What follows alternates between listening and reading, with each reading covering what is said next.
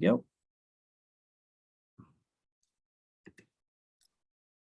All right, I think we're good to go, Amy. Okay. Good morning, everyone. Looks like we've got a lot of people on the webinar today. We are so thankful that you are here to join in both the book launch for how to create a junior golfer and to share some of the early days stories and some of the lessons that both Matt and Ryan learned the hard way. So if you read the introduction of the book, it's a pretty dramatic start. And so we're kind of going to go through that today. But today is all about celebrating the launch of the book, as well as just sharing some of the core lessons that both Matt and Ryan learned over the years about how to create a junior golfer, how to create a program so that your junior golfer is successful, and how to create the right environment. So my name is Amy Baynert, and I am on the marketing team for Operation 36 and helped to do the developmental edits for this book. And so Matt, I'm going to turn it over to you all, and just to kick off the beginning of the book, like I said, is pretty dramatic, and we'll get there in just a second. But if you wanted to share a little bit about what we're going to cover today. Excellent. And no, we appreciate everybody being on. Today's a really exciting day for us. And with the book launch, what we're doing is we're celebrating our network and kind of the 12 years that we put into. I've been fortunate enough to work with Ryan on this since 2010. And we've been asking kind of the same question of how to create a golfer and what's the best way to introduce someone. And we've had a fun journey for 12 years, and we've learned a lot. And we said, look, it really comes down to that we need a plan, and we need a way to get everyone aligned, and we need to have community. And we wanted to share some stories today with everybody, a little bit on our journey, and talk about the book and what's in the book, and give some behind the scenes of the last 12 years. I think would be a lot of fun just to kind of celebrate the launch of this. We look at this as like a foundational day of saying the foundation is in, and we're all aligned, and we feel like we have, quite a big team and everything around us now to continue this mission. So we just think about what the next 10 years will unfold to continue to build on top of this. So Ryan, I'll kick it over to you to kind of get us kicked off for the day. Yeah, 100%. Appreciate everybody jumping on. Amy, thank you for supporting us on this venture. I think just to set the foundation, the book is about helping parents. Many of us on this call are parents. We're constantly trying to figure out if our kids are in the right program. We're wondering if they should be in the right church, the right school, the right football program. Amy and I talk about soccer all the time. Should we be going down the street to a different coach? Should we be doing a different program?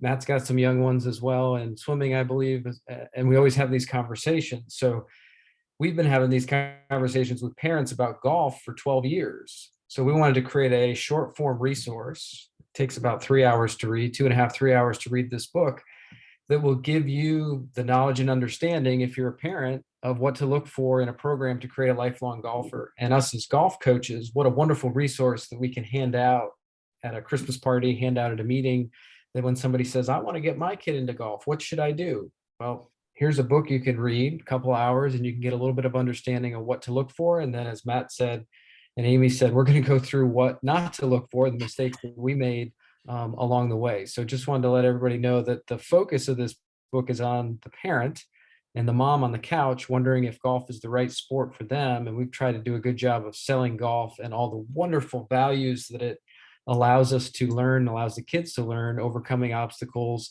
on the golf course, playing with friends, socially, creating a community. So great book to read as a parent, great book to read as a coach, and hopefully those that grab it will enjoy reading it.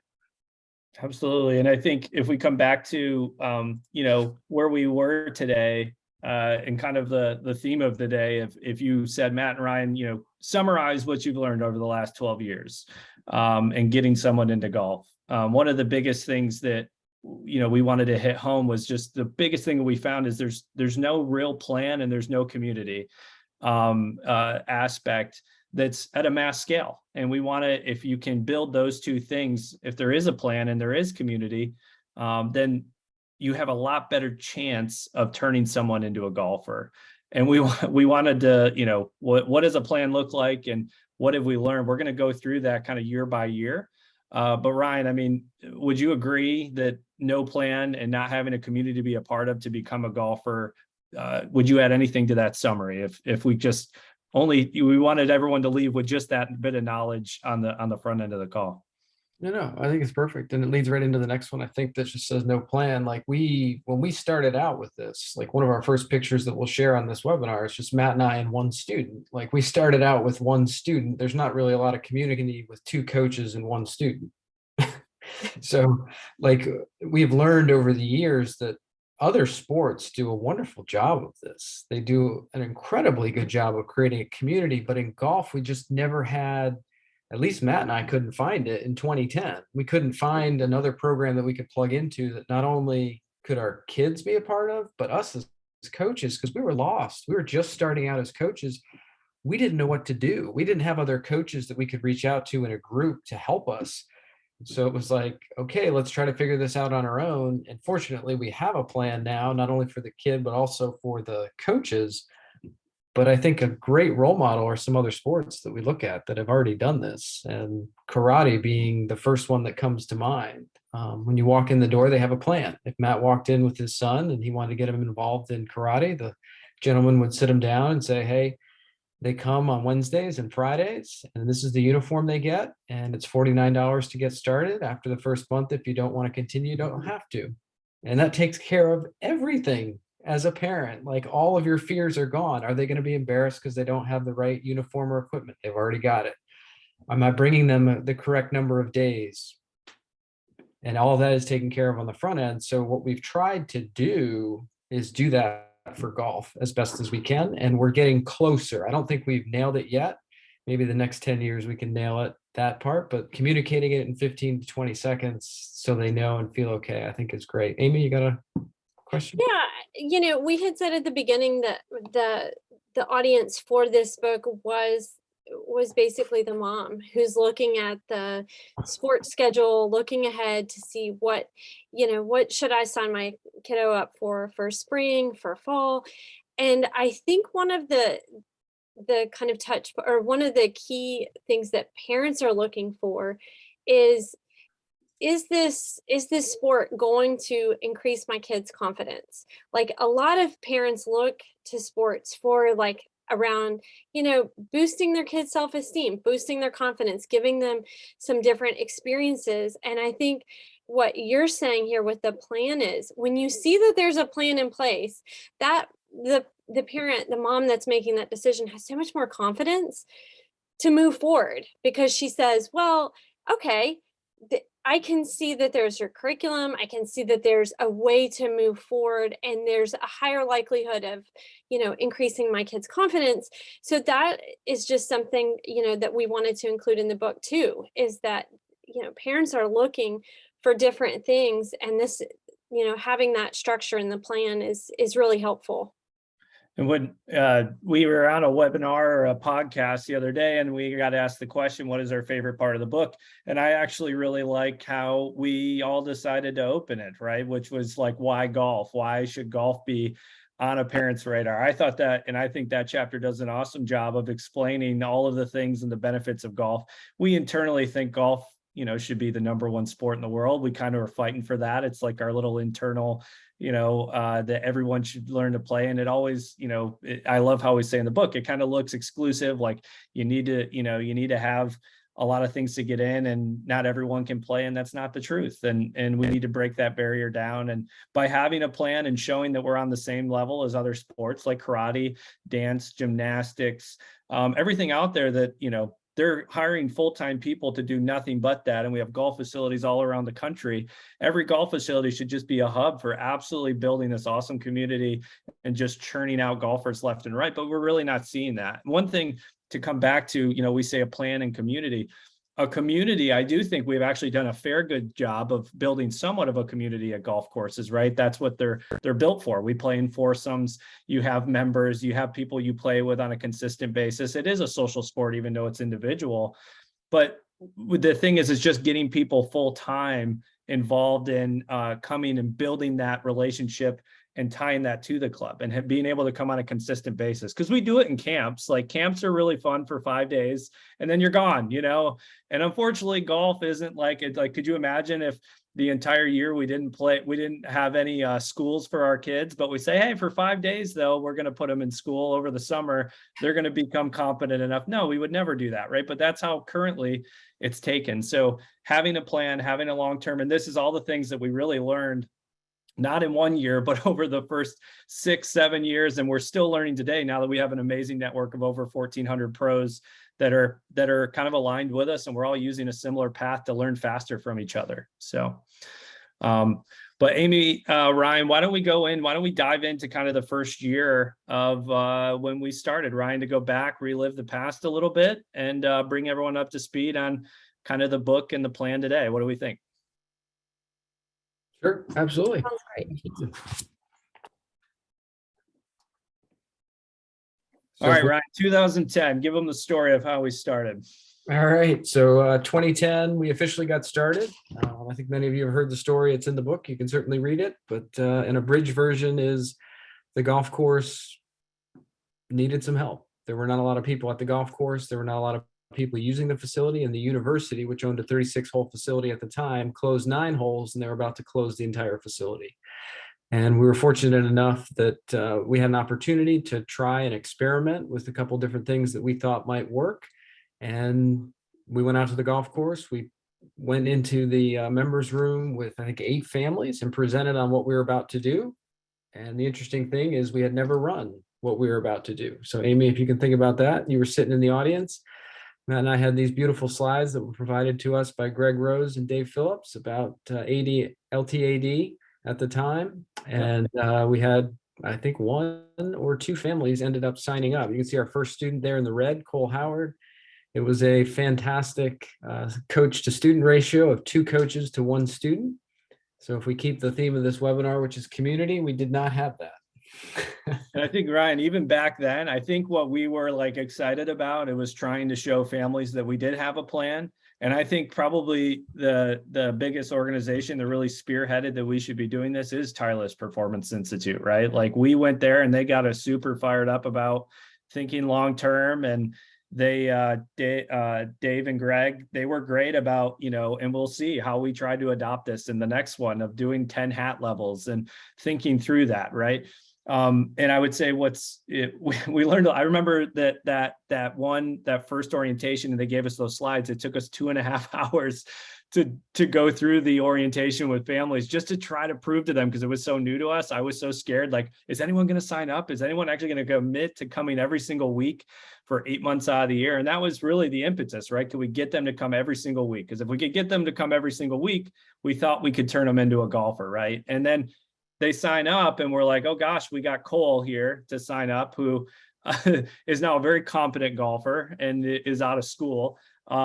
What do we do with these kids? How do we make the class fun? How do we know they're getting better? And how do we make it valuable for a family to want to continue in the program? And all we had to lean on was just kind of a framework, but we didn't have all the tangible things or really a deep plan to show that they're progressing. But anything else in 2010 that we thought we'd share before we go to the next one? No, I think we touched on it a little bit, but we were just trying to do everything we could to make it fun and enjoyable. And you can see us doing a lot of fitness stuff in those pictures. That's what we were trying to do, because lining up on the driving range and taking them out to the golf course, they did not want to, it was not enjoyable. After 5 minutes of doing that, they wanted to come back to the fitness and the fun stuff. So we had to somewhat pivot to figure out, okay, now we're just throwing stuff at the wall to figure out what to do. Maybe we should get organized. Yep. And then that kind of leads us into 2011. So after we kind of got aligned, we started really looking at, okay, TPI was the first to say, hey, we should have 10 levels. What if there was 10 levels? And we started with that, and we ended up growing to 40 golfers. And along that journey, so to give kind of like everyone a view, I was still a student in school at the time, transitioning to be the head pro. So I would just do school, then I would work on the program with Ryan for about 3 hours in the afternoon, and then we would coach for 90 minutes in the evening with the kids. And then we would just repeat that cycle. And, a lot of questions starting to surface, like, okay, well, how, we had to choose all the hat colors. That was a big deal, right? red to red, white, white, white to white, blue, blue, blue to blue, yellow. And the funny thing about the hats, right? You got to buy them in sets of like 24 with the company, and no one ever made it to black orange, which were from Campbell University. That's why we put the black orange as the 10th level. I remember that. But there's just a lot of things that went into actually really building a curriculum and a plan, right, Ryan? Like there's a lot of questions that we had to answer. Yeah, absolutely. And then Amy, from a mom's perspective, I mean, if you saw this, you'd probably be super excited. They actually have a curriculum. They look like they know what they're doing.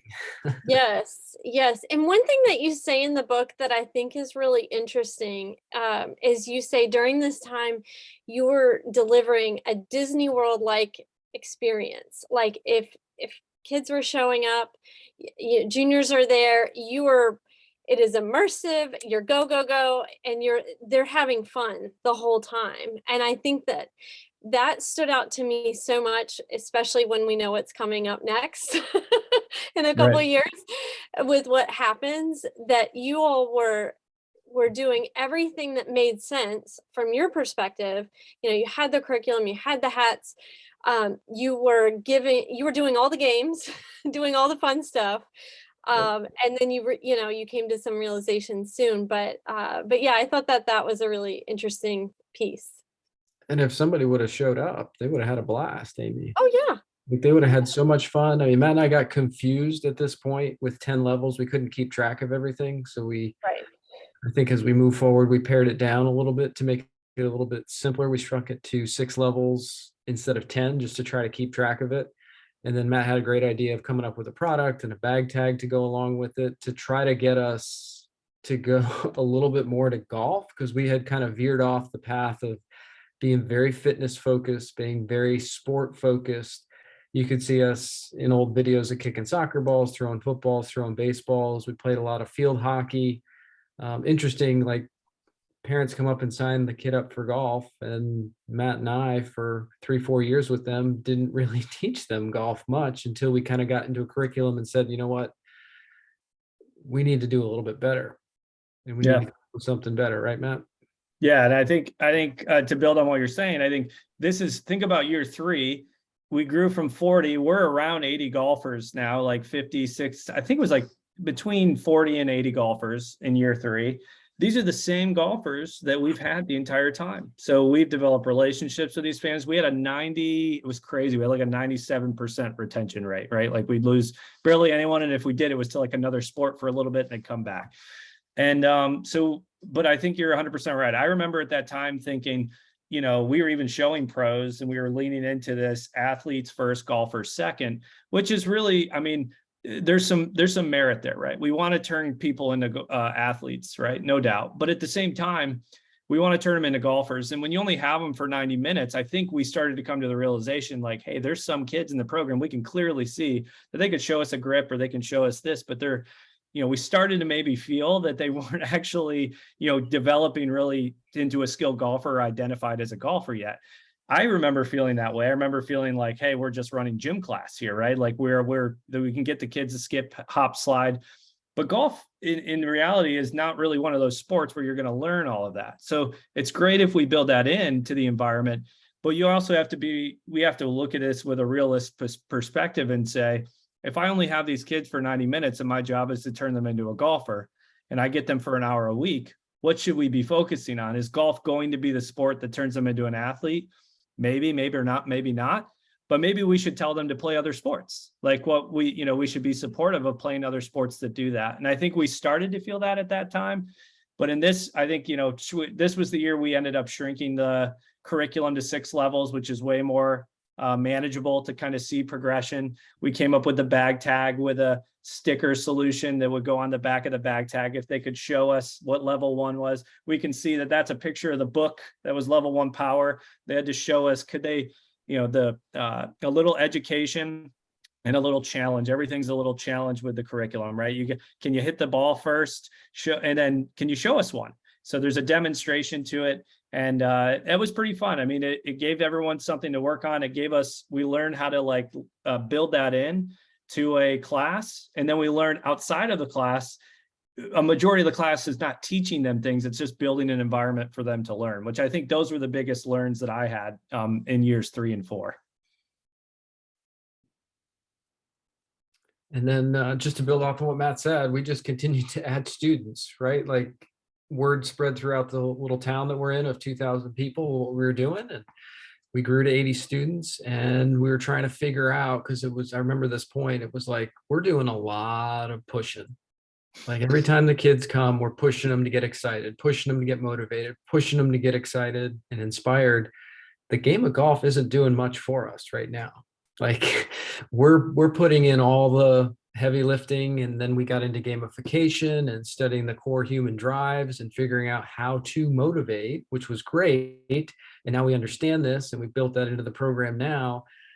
But at some point, the kids need to have a little bit of internal drive on their end. And Amy, I think as you heard our story multiple times, it's at this point where we didn't even lean into the game of golf much, other than you can see Matt holding a deck of cards here, the game on the right with cones. Like if you were a mom and showed up, you would probably question what we were doing.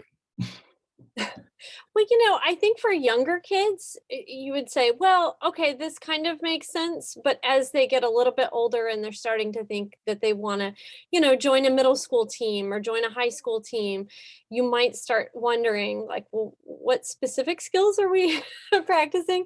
If we went out on the golf course today, what would that look like? So yeah, that makes sense.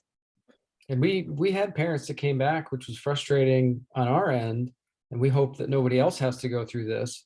They took their kid on the course, and the kid didn't know what to do. Like they didn't know how to mark a ball. They didn't know how to play. They weren't competent enough to know where to stand. They weren't excited about playing the next hole. The grandparent was dragging them to the next hole. And it just, these signs, these signals happened. We weren't really awake at the wheel. We were just so excited about what we were doing. And we had 80 students, and we were excited about teaching them for 8 months. But those signals and those signs kind of led to a tipping point here shortly. And this was also the time, Ryan, where we thought, oh, at least, we were feeling those signals, but at the same time, on the other end of the spectrum, we're getting awards from the Carolinas PGA section for 2 years in a row that were, so we felt like we were doing good. We had coaches reaching out now saying, hey, we'd like to use this. Maggie Simons at Carmel Country Club they were talking to us a lot about how can we use these bag tags and things you guys are using. They already had a really established, great junior program, great community. But what they said they were lacking is kind of a plan to show development over time, right? And so we were starting to this is where we started to also feel success on that front. And just as all that was happening, and we're learning all of this stuff, that's kind of the tipping point year where in 2014, we end up losing 40 of the golfers. So these 80 people that we had developed relationships with. I went to 3 soccer games to watch other sports of these kids that we developed relationships with. Like we're seeing them every week for 8 months out of the year, which is what you should do. That's the community aspect of this, right? Getting them coming consistently, learning your name, knowing, liking, trusting you as a coach. The community aspect will take kids quite a ways. And that's what we learned, because you probably won't meet a lot of other golf pros that can say, that they worked with the same kids every single week and they developed these relationships. Ryan and I are probably one of the few, and we were 2 golf pros, right, at the same time. So, and then I still remember the first call. We turned the corner in November. We are closing down. We always end in November. We take December, January, February off, and we kick back up in March. And the nice thing about having a 95% retention rate is we knew that when we kick off in March, we're going to have a healthy amount of folks that are coming back to the academy, right? Which is good for our business, so we can stay afloat and we can continue to do what we love. But it's also great to know that we're getting folks back in because we know we can turn them into a golfer. And I remember the first phone call, Ryan, and they might be on today. They might be on the call today. It was Claire, who was in the program for the whole time. And her mom is the sweetest mom that we've ever met. And she was actually like fuming a little bit, and I've never seen her upset over break, because the granddad came, who's been funding the program. He lived out west, and he said, I just took Claire on the golf course. She's been in this program for 4 years. I've been funding this, and she doesn't know how to play golf. It's apparent. He was hoping that by the time he got to play golf with her. And so that was her decision, was she's not going to continue in the program moving forward. I still remember that call. It was a tough one. And they kept coming. And that was a painful winter for us. November, December, January, February. We didn't start back up again until March. So I think in total, we lost pretty close to half, 40 of the golfers. Certainly remember clearly trying to figure out, is this really what we want to do as golf pros? Like, did we sign up for this? Did we sign up for this pain? Did we sign up for this? I mean, you're breaking family. It almost feels like a family member is leaving because you got to know this person for 4 years. You got to know them very well. And then they left. And I remember at the beginning of the next year, we vowed to figure this out. Yep. And when we say figure this out, meaning how do we actually get somebody to fall in love? And that's the basis of the whole book, is how do you get somebody to fall in love with playing the game of golf for life? And that's what we tried to figure out from 2015 on to today. And what drives us every single day is, what can we do to get somebody to fall in love? Yes, the coach plays a vital role. Yes, the parent plays a vital role. But the environment that they're put in at the golf course by the parent and the coach really trumpets all of those. We had some of the pieces early on, but we were missing some of the more important pieces that we'll go into, and the book certainly goes into as well. But we face the pain, hopefully, that nobody else has to go through, and hopefully they can learn the lessons that we learned along the way. Amy? Well, so what I want to know is, like, what were those conversations like? Like, okay, let's say December, 2014, you're losing half of your program in that time. In the evenings, like when you're going home and speaking to your spouses and you're talking about this, like, what were you thinking was the next step? Like, what were those conversations like? Were you thinking like, I need to like stop, I need to leave the golf industry? Or were you thinking like, there is a way, I would just like to know a little bit more about that, because I bet that's fascinating. Well, I think as a piece of context on this wasn't our full-time gig. So this was still our part-time dabble, side hustle, just kind of enjoy being around kids type thing. Okay. So I remember the conversations between Matt and I. It was like, all right, on the schedule, we're supposed to send out an email to the families to let them know we're starting again in 90 days.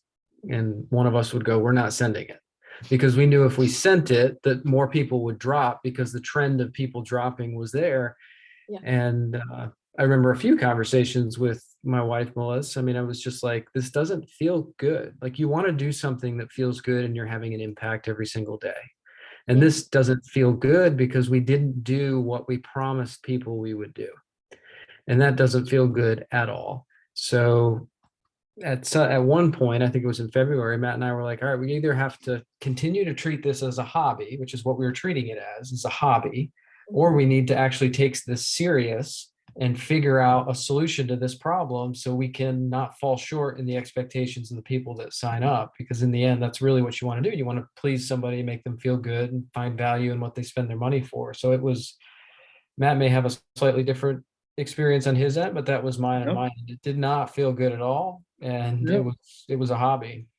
Yeah, it's the same thing. And there was some conflict, right? Because at the same time, we're getting promoted as being like pros who have this, we finally figured this out. And we definitely, at the same time that Maggie is getting ready to start at Carmel Country Club and she's going to use the same system, it's like, we know it doesn't really work for the long term. We just lost half the golfers. And we started doing, I'll just add this, Ryan, at that time too, I was living, Kelsey, my wife, and I now, we're living with Melissa and Ryan to continue for free, by the way. Thank you, Ryan. So we could continue making this thing, working on this together, right? And so that was, so I had a lot of thoughts going on, like, oh crap, what do we do? So yeah, it was interesting. And just as we were trying to figure it out, the one thing that hit us though was, what do the kids that stayed in, that are still in, why are they still in? And that's where I think that was the aha moment, because we were searching for that. We're like, what are we missing here? And it was very clear that every single one of those kids outside of our program, the families were taking them to play golf and actually got them immersed on the golf course, where every kid that left never saw them at the golf course. and you never had any role model or anybody to take them to play golf. So that was the aha moment. Okay, since we did the research, since we started to lay it out, and we always met every day for, an hour and a half before we would teach, that was the aha moment to say, okay, well, how do we get them on the golf course, right? And if we didn't take that step back and think about that, that seemed like it was the next largest problem to solve, and we went on a whole year's journey of trying to figure out how to get them on a golf course. So we started with the basic concept that you're going to come, anyone who's in our program moving forward, the existing 40, you're playing golf once a month, and we'll do it. We'll put it on our program schedule. We didn't charge them anymore at the time to do it. We just knew it needed to be done. And I remember how hard that was to find a format that was actually going to get them around the golf course in a certain amount of time, because we started with, which it's still a great concept, and I think works in some cases with golfers who are already skilled, the forward tees that the US kids put together, and the USGA kind of pushed forward. Everyone just tee it a little farther forward, right? And based on your carry distance, you're going to be able to get around the golf course fairly quickly, and it matches your skill level, which makes sense, right? But we did the forward tee test, and we got our 40 golfers on the golf course, and it took us about 3.5 hours to play 9 holes. And we got a call that evening from Ken, the director, and Martha, who are like, hey, we have a lot of people upset with tee times. We got to rethink allowing you guys to get people on the golf course, right? And then we went to scramble, right, Ryan? What else did we try? We tried a bunch before we settled on the Op36 format. Yeah, I mean, we tried scramble. We thought that would work, right? Everybody gets to hit a ball, you pick the best one, but the challenging part is the player that doesn't hit it the furthest, doesn't hit it the best, their ball never gets used. So going back to confidence, Amy, your point at the beginning, unfortunately, your child's not going to gain any confidence in a scramble if their ball is never used. So it's always the biggest, strongest kids whose ball was used. And that wasn't what Matt and I set out to do, was to strengthen the strongest kid. No, we wanted to take everybody, even the smallest who doesn't have confidence, and figure out a way to get them on the course. And that's where, I think in chapter 2, we go over learning the game backwards. And that's kind of what we're known for, is learning the game backwards and figuring out how do we find a golf course that we can take any golf course in the world, do nothing to, and make the game fun and enjoyable for everybody starting out. So we're kind of known for starting at the green and moving back. So on the graphic there, we start everybody at Division 125 yards, and you'll see some stories in the book at the end of each chapter about students that have gone through this specific journey. And somebody asked us the other day, what was our favorite part of the book? And hands down, my favorite part of the book is the stories at the end of each chapter. It goes through some students around the world that have been submitted by coaches. There's some great stories about young girls and young boys that started 25 yards away. They didn't pass the first time. Their goal is to shoot 36. They didn't pass the 5th time, the 6th time, but they continued to try. And they learned a wonderful life lesson on overcoming obstacles, and they gained some confidence. They gained enough confidence that they wanted to try 50 yards. They tried that a few times. They worked with their coach in their community. They passed 50 yards. They went to 100. And I would say, if somebody's grabbing the book and they don't have 2.5 hours to read, they only have about an hour, just flip through the stories. Yeah. Sit down with your son or daughter on the couch and read the stories to them, just like story time. It'll give them some confidence. It'll get them to go, you know what? I'm struggling, but so did Katie in Oregon. And look what Katie did. She made it through. And that'll help them relate to what they're going through. And I think that's the main hope in the book, is to inspire and motivate others that when you run into roadblocks, when you run into challenges, we all do, what are you going to do? Are you going to give up? Or are you going to be like Katie in Oregon? Are you going to continue to try to go through with a role model that'll help you? So kind of got off track there, but the stories, I enjoy the stories in the back. I enjoy reading through them. And Amy, if I were you and you were trying to get your son or daughter in, I'd read the stories to them. Yeah, I love that. It gives the real life examples of people who are overcoming challenges, and the stories that we hear at Op36 headquarters literally every week could bring you to tears, of just people overcoming adversity and just really um, overcoming themselves on the golf course. It's incredible. But I think back to the first time we ran this, Ryan, like we came up with the format. We were on our way to Maggie, train Maggie Simons for Carmel Country Club, the first licensed location for Op 36, to try to say, hey, could we, this was our first foray into, could we get other, could this be a model or a curriculum that other golf pros use to introduce folks to the game, right? And while we were driving down there, we were just so frustrated with trying all those different formats that we said, like, look, what's the end goal of the program? And before this, we didn't go into it, but Ryan and I always, we wanted to develop college athletes. We wanted to take golfers from never playing to being able to shoot par. And if we get them to shoot par, when you can get them to go to college, and then we can do college, we can get them to become professional golfers, right? It's like the big dream of a coach when you first start. And we learn how hard it is to get them connected, even in the beginning, that none of the other stuff matters, that getting them on the course, we're like, hey, if our goal is to get them to shoot par for 9 holes, we were like joking, almost frustrating at the time. Like, I bet if we just put our kids on the putting green right now, they couldn't break par. And we like looked at each other because like a lot of things clicked, and we're like, it would be fast. It would be this. We think it's going to work. And then we went around that first round. I'll never forget. We got around the course in 90 minutes. We told everybody, you're going to start from 25 yards away. We want you to chip and putt. This is the format we're doing today. And your goal is to beat par, which is the score of 36 for 9 holes at Keith Hills. And at Keith Hills, hole 9, it goes straight up a cart path back up to the clubhouse. And I'll never forget, we had a little whiteboard up there and everybody's name on it to write down their score, what they shot. And we had kids that were like so pumped, and they shot 36 or better, and they were asking, what do we do next? What do we do next?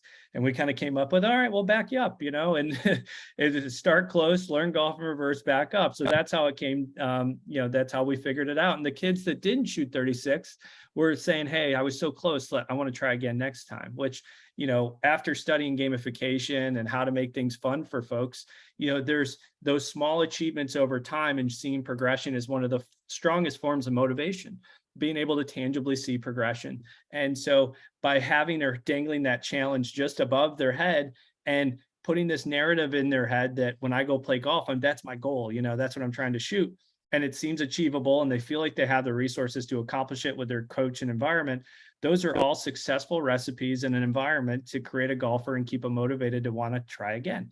And so kind of like all these things came together, but we figured it out, not just in the micro environment on the classes, right, where we playing these games and we do all that, but also in the big picture environment, playing the game of golf, right?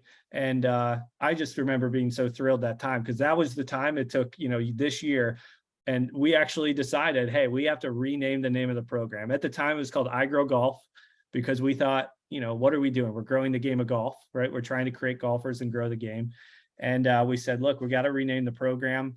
What about Operation 36? And everybody's on a common goal, a common mission. We're a community working together to try to beat the course and shoot 36. And this was a turning point. I remember this so much that, obviously this, if we didn't stick with it that extra year, we wouldn't have came up with it. It's not like we're the first ones to come up with start close and back up as you go, right? I mean, you got Harvey Pennick, Ryan, and there's a lot of other folks that have done it this way. I think all we've done a little bit differently is align a group of professionals that all believe in creating a better alignment for beginners and having a model to follow to build a bigger community of people that are doing it together, which comes back to what you were saying, having stories to relate to other people that you're going through the same journey that they are. 100%. And, Ryan or Amy, and as we keep going, I think we named this, when we ended up naming this, the black hole is what we called it. I think Amy helped with that on the marketing side back in the day. It was like, well, this is the time that someone starts the game of golf. And how many people have we lost where they start golf, they take their 5 lessons, and then they leave? And we think it's a lot. I mean, when you think of the, if you had a business, right, where you're losing 96% of your customers, or, losing 96% of your golfers, is wild. So it's incredible to me that golf is even continuing with those kind of numbers. But yeah, with the Operation 36 program, it really helps to expand that and to bring more people into the game and keep and retain them. And what I think this graph does a wonderful job of showing that Matt and I, we try to do some research to figure out what does it take to keep somebody in the game of golf, right? So we did some research, we went through the handicaps, and we figured out if somebody could get to a 26 handicap, they are statistically 96% likely to stay as a golfer. And then we looked at, well, what about before that? Like, what programs are in place to help people get to a 26 handicap? And then I think we started to identify in 2017, 2018, that's us. Like, we were still of this mindset that we wanted to teach and coach better players. We wanted to grow college players, professionals, as most coaches do. But when the mom comes up to put her kid in a program, she's still confused. The only thing available is a summer camp and private lessons with a grown PGA professional, which is not going to go over great. I think it was that point, 2017 or 18, we looked at each other in the office and said, nobody's doing this. Like, our program is perfect for a beginner golfer. Why don't we change our messaging and our communication and our marketing to, this is for beginner golfers. Welcome all, and start with Op 36 and then move into PGA Junior League, then move into middle school, high school golf, then move into college golf and professionals. We're not everything for everybody. We're just a wonderful start in getting people started and not falling into the black hole of never wanting to continue, but getting them to a 26 handicap with us and then growing the game and getting more people involved. Yep. And that's all we're really doing is breaking it down into small, achievable chunks. And what we figured out is if we can get someone to level 3, right? If we can get them through 100 yards to 150 yards, even though there's 6 levels all the way back to the full tee box, right? And then we go 6 through 10. There's actually 10 total levels for Op 36 because you can continue to try to challenge yourself to back the course up, challenge your skill level a little bit more. But if we can get to someone to level 3, paint a vision that there's 10 levels, get them to level 3 before they know it, we could take someone who can shoot 36 from 100 yards away, put them on a full tee box, and they can be a 26 handicap and play for life. So we paint a little bit bigger vision, right? So that way we can stepstone them or stair step them all the way to where they feel success.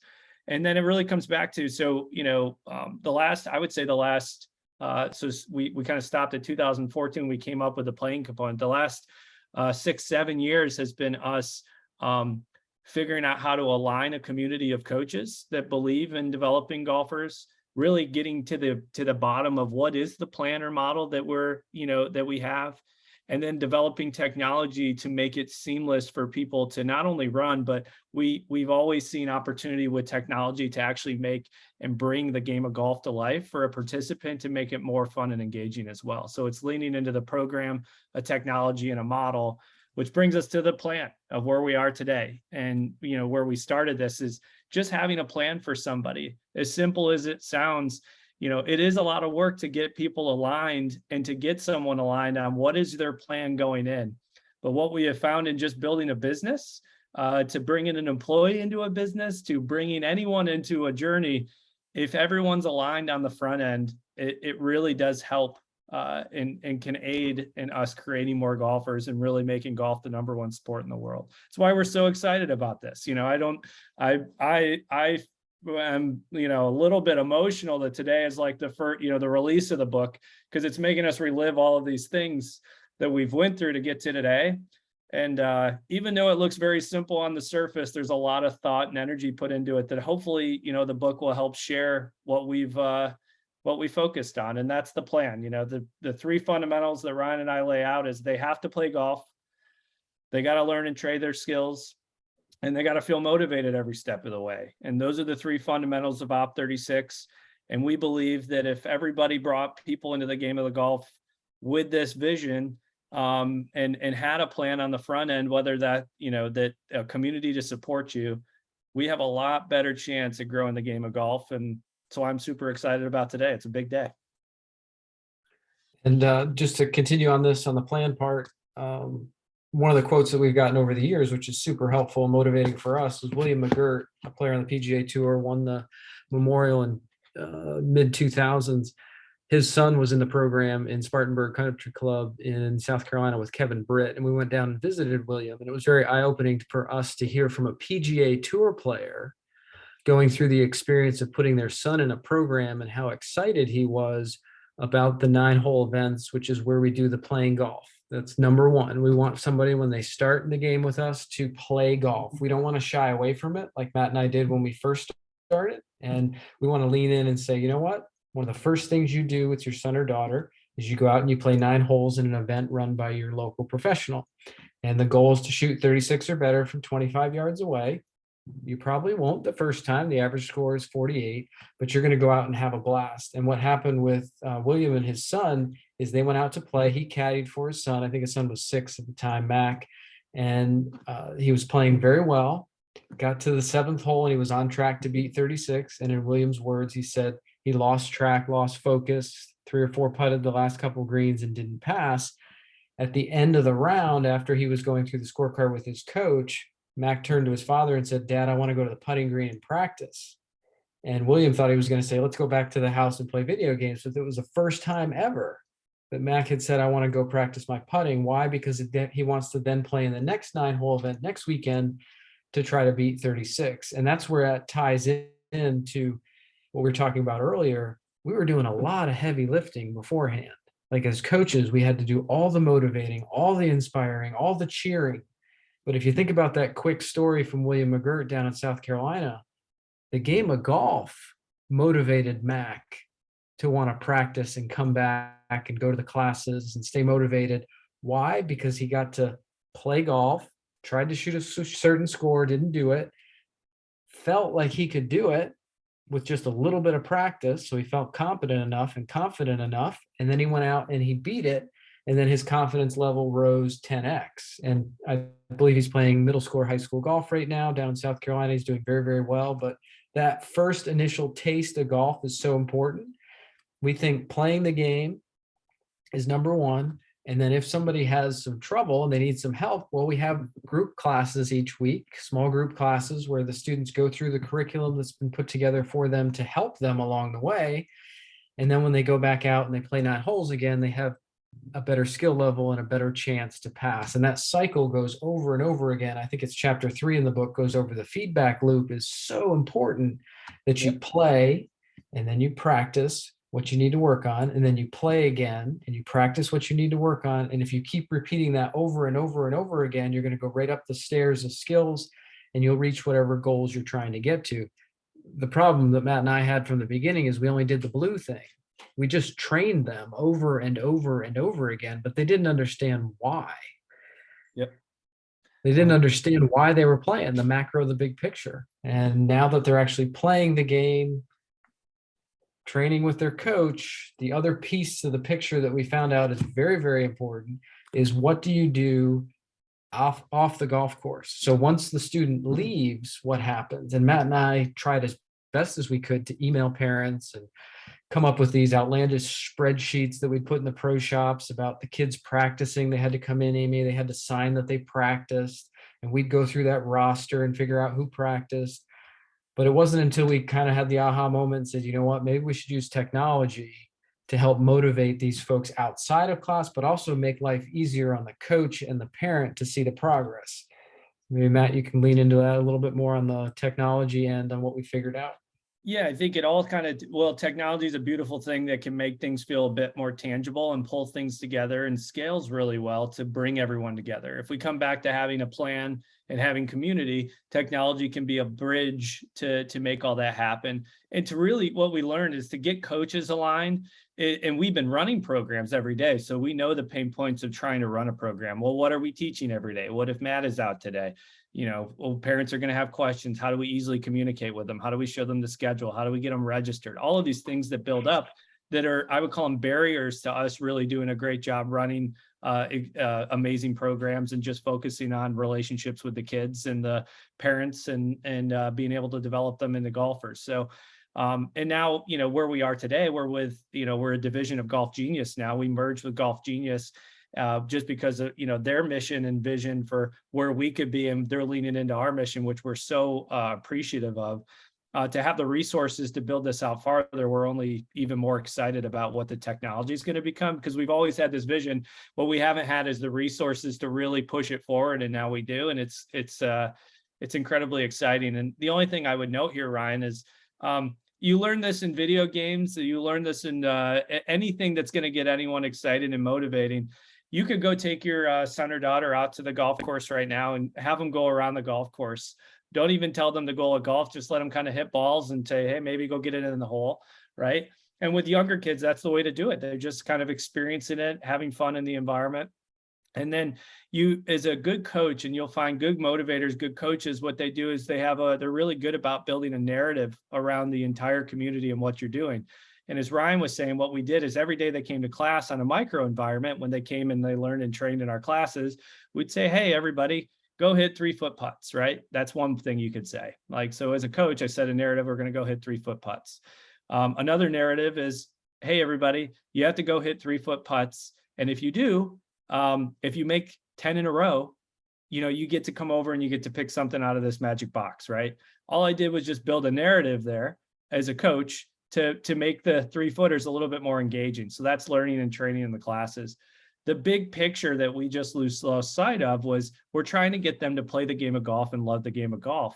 So the difference in Op 36 and bringing them into this vision is they're coming in with the understanding that their goal is to shoot 36 from all these different levels, and they're going to be challenged, and it's going to be hard, and they're going to face adversity, and that's how they're going to build character, and that's where all these life lessons happen.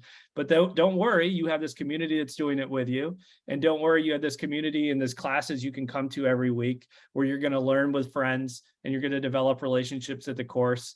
And then for the parents and the coaches that are running this, you have the technology where you can see this and you can like lean into the technology.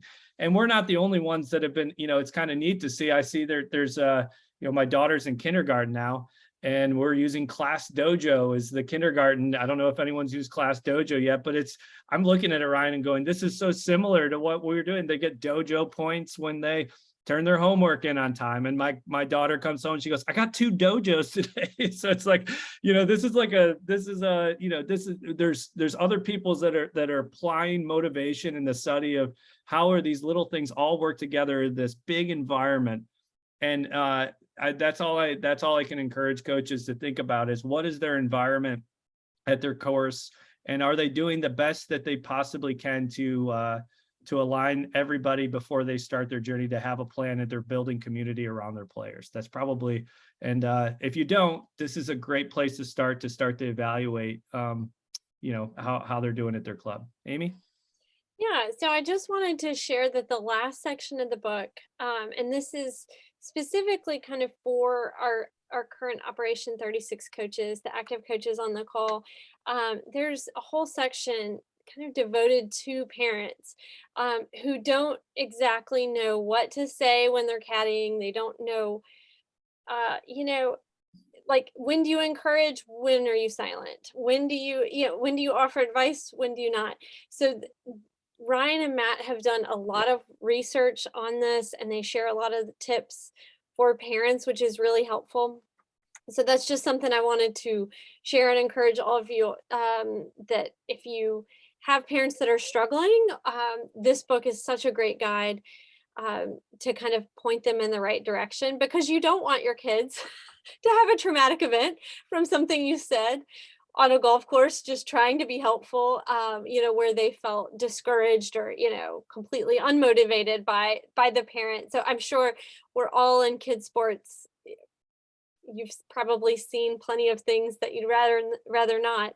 And this book is such a great guide for parents to kind of figure out what does right look like for encouraging your kids in the right way. So I just wanted to share that's how we end the book, as well as some resources for parents that do want to take their kids are interested in playing to the collegiate level. What does that look like? There's resources in the back of the book for that. No, thank you for touching on that, Amy. I would say I would support that 100%. Matt and I would. We as parents want to be the reason they stay in sports. We don't want to be the reason they quit the game, right? There's a special section in the back of the book about what kids really want to hear from you as parents. And it's really eye-opening as a parent to read that on what we should be doing. And then probably one of the most exciting things for us over the last 12 years is that we can now present to parents through this book what the journey looks like before you start. So there are no questions. We now know what this journey looks like on scores. We never knew that before.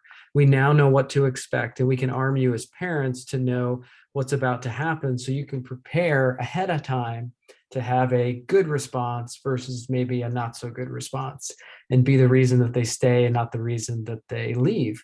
And one of the things that might be a good way to kind of close this out, which is the slide we have in front of us, Matt and I have learned from our coaches in the Op36 network, along with our experience, that kids play golf for different reasons, and this changes over time. So not every kid wants to be a collegiate golfer and be highly competitive. And there's no reason we as coaches should push them, and as parents should push them. There are kids that come, and I've got one at home that loves to come because socially he wants to meet some friends and be around his friends. And that's perfectly fine. And you need to support that as a parent and as a coach. There's some that are there that love the sport. They just want to get a little bit better at it. They don't want to be competitive. They just want to play with their friends a little bit. Maybe they want to play in some scrambles. Maybe they want to play in middle school and high school. What Matt and I have done is we've broken these into 5 different categories: exploratory, social, recreation, competitive, and collegiate. And based on where they are on their age and where they're playing on the golf course, we can help provide resources and support to the coach and the parent to make sure that they have a wonderful experience. And if they make a decision at any point that they want to play in college or they want to be competitive and they didn't think they were good enough, they're in the perfect environment to support them on this. In Op36, we just switch gears as coaches and go, all right, you're on the competitive track. Let's go. We got to practice a little bit more. We got to play a little bit more. But there's no immense pressure from the front end that, hey, this is a collegiate program. And that was a huge mistake that Matt and I made on the front end. Now we are very welcoming. Amy, your son or daughter comes and they're there for fun on the front end. But I'll reemphasize it again. If they make that decision that they want to be competitive, this is an awesome environment for them to just practice and play and practice and play and get ready for that upper level competitive experience. And one thing I'll interject here is that it really helps to manage everyone's expectations, right? So the coach, the golfer, the parent. We did a campaign several years ago that was #@least20. And that was all to help educate parents, like, hey, it will take at least 20 attempts to move to the next division, because you just, if parents and the golfer don't know, they could be disappointed just because they have because they have the wrong expectations of how fast it should be, of how easy it should be. So I think that the development model is so good for kind of sharing some of those expectations depending on the goal, depending on what the junior wants to use golf for. Yeah, and and Amy, I think what you're touching on and that we've learned that's so important is just the narrative that's built around the environment too, right? And because I could build an environment where I'm like, you didn't shoot the score, that's all that matters, and this that. It's not about that. It's about giving someone a golf course, and a good coach is going to say in Op36 about giving you a golf course with the opportunity to try to break par. We want to see you try to do that, right? And then when you get a little too good, we're going to back you up. We're going to make it a little harder for you, right? And so that's a softer way to go about it. And when someone shoots a score, it doesn't matter what they shoot, because over time, and we're so confident in it because we've seen it so much, that we're a lot more patient, right? Because we know what the plan is, and we know that it'll break. Like, if you just think of it as a calendar year to pass a level, and your kid starts at the age of 7 and has 10 years, and you don't force or push anything, they're going to go out there and play, and they're going to get better. And as they get older, they get better. And when they develop more athletically, as they go through the different phases of athlete development, which are at the bottom here, they're going to get better. And they have a choice here is the biggest thing, because we're not making a choice on the front end that I'm putting you in this program and I'm paying for you because I want you to be a collegiate golfer and get a scholarship. That's not the narrative coming in. It's, hey, you choose your track. If you want to go there, you have that opportunity. And that's what we as coaches are pushing, is that they have a choice. And the nice thing is if they decide on that, we have resources to know where they are on their journey based on their age and skill level, because there's a model that's being followed. And so that's what's really exciting about the thought of the junior golf development program and the junior side of Op36. And to be transparent, we have been, we're talking about this book is tailored to beginners. It's where we started with kids. 50% of our participants this year were adults, and using the same model to learn golf, which is really neat too, right? But this today, is focused on the book and everything that goes around how to develop a kid, because there is more things going on, because we are developing them. And we have, Ryan, you have the saying that, Dave and Greg back in 2010 said, you only have one chance or one time to develop your kid and to give them the environment. And then they turn a certain age and they're off on their own, right? Yeah, they're only 7 once, they're only 8 once, they're only 9 once. Like, if you think about that, that'll hit you on the side of the head as a parent and go, oh gosh, maybe I should do a little bit of research on the front end to make sure they're in the best program possible. And that's the reason we wrote the book, a couple-hour read, so you can get a little bit of education to know what to look for and what not to look for. And it's on Amazon as of this morning. It's live. If somebody wants to grab a copy, they can get Prime delivery and get it in a couple days. Amy, anything else to add as we close? No, we're just so thankful for all of our coaches and, for all of you to join us today and to celebrate the release of the book and just to learn a little bit more about the story of Operation 36. We're just so thankful that you're here. If you have any questions, where should they reach out, Matt? If they have any initial ones right now that they want to jot in, I'm happy to stay on. I'm sure Ryan is too, to answer any. But outside of that, feel free, if they have questions, they can always visit our website, operation36.golf, and that's got, their local program locations that are out there. It also contact form that would come to us in the live chat. But I echo, to close on my end, I just am incredibly grateful for our network of coaches over the last, has built over the last 6-7 years, with 650 locations and about 1,400 coaches that have been supportive of us in the model and helping us grow to where we are today. And I would say that today I look at it as like a foundational day to say, hey, a foundation is in place that we can build way better resources, way better training for parents, way better training for coaches. And we have so many ideas on the technology front now that we're Golf Genius, that it's really fun. We're still having so much fun working on the same mission. And I feel incredibly grateful to still be able to focus on creating golfers and growing the game. So thank you to everybody's support. Yeah, thank you everybody for being on. We got a couple of questions on there that we can go through. Certainly echo Matt's sentiments there. Appreciate the coaches that have believed in us over the years. We've got very passionate coaches that I'm confident enough, if I was in a different area of the country, I would enroll my son or daughter in a program with them, just because they're so good at what they do. They've got the tools to be successful. And if you do have questions, as Amy said, just pop on the website, op36.golf. There's a find a program button. You can find a program near you. And if there is not a program near you, there's a button at the bottom that you can click to reach out to us. And then we will reach out to a course in your area to potentially see if they're a good fit for Op36 to create a nice community in your area, to grow the game of golf and to provide an area for your children.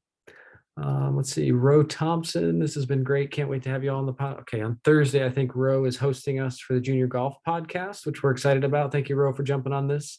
Looking forward to meet you on Thursday. Mario from Brazil, I won't be able to follow the entire.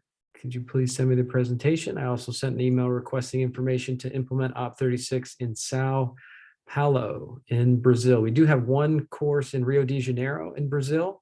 Mario, we would love to chat with you about getting another course in Brazil to grow the game of golf, which would be awesome. This one I'll throw to you, Matt.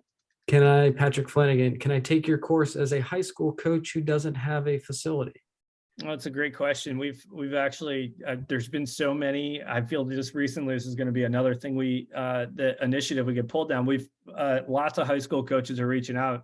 They face the same issues we do, because they, as high school coaches, they have brand new people that want to try golf and they have to get into golf.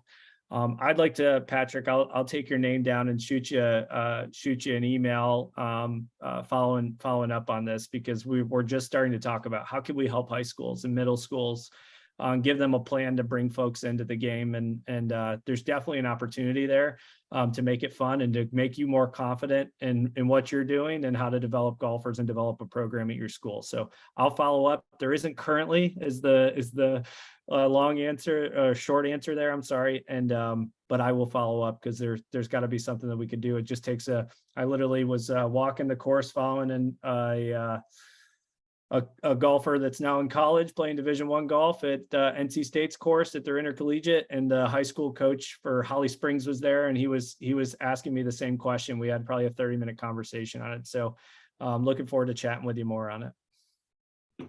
Okay, perfect. Amy, that's all the questions we have. We certainly appreciate you hosting, taking time out of your day, being the developmental editor of the book, which was awesome. Appreciate you getting it to print for us, which is super helpful. Thanks, Matt, for being on for this as well. It's an exciting day for us as we launch this book, not only for us, Matt and I and Amy, but also for the entire network as we get this book out there and educate parents and families on what is possible. If there's any other questions that pop in, we'll be sure to answer those, but we are going to sign off. Thank you so much, everybody, for jumping on, and we will see you or talk to you soon. Thank you, everybody. Thanks, everyone.